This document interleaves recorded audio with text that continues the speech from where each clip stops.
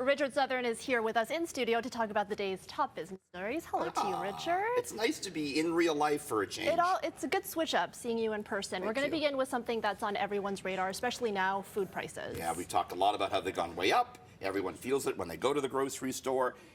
Got the food price report in from Dalhousie University. These guys were right last year. They predicted the big uptick, Erica. And they're saying prices are still going to go up next year, but not nearly as bad as what we saw this year. All right. Kind of a double-edged sword here. Report predicts food prices will go up between 2.5% and 4.5% next year, kind of more normal range.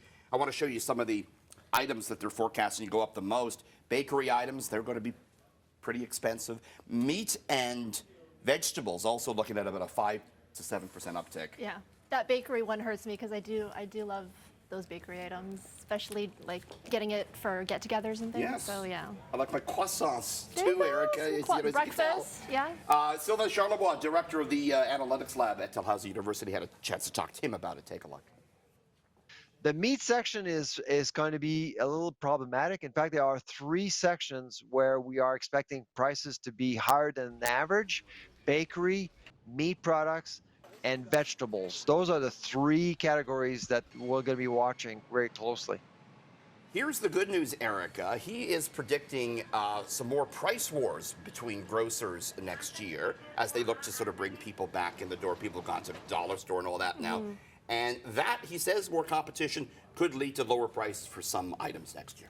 We'll see. We'll keep an eye on it. Okay, next up, Starbucks, seeing a big chunk of its market value decrease in recent months, and there's a number of factors at play here. Yeah, reportedly, November has not been a very strong month, or was not a very strong month for Starbucks.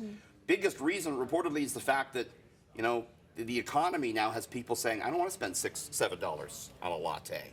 I'm one of those people. I have to cut down on how many coffees I get. I know. Yeah. That's what they would say, us millennials. We could afford the home if it wasn't for that was the big line for a while. The avocado toast and the lattes. Yeah. Anyways, people are cutting back, apparently. Some political reasons may also be at play. There's speculation that the chain has been hit by some boycotts over the Israeli-Hamas war. One of the Starbucks unions in the United States making some pro-Palestinian comments. Starbucks looked to distance itself from that. That might be at play as well. Still, same-store sales for the fiscal year 2023 were up 8%, but the stock has really taken a hit, and Starbucks has seen nearly $12 billion erased from its market cap in the last week or so, Erica. Okay, and finally, Richard, you've uncovered another twist in the Ford government's pricey plan to move Ontario Place. Right, you know, they want to put this parking garage to service the spa that they're putting in, and then yesterday the industry minister said, well, we might move that parking garage across the street to the exhibition.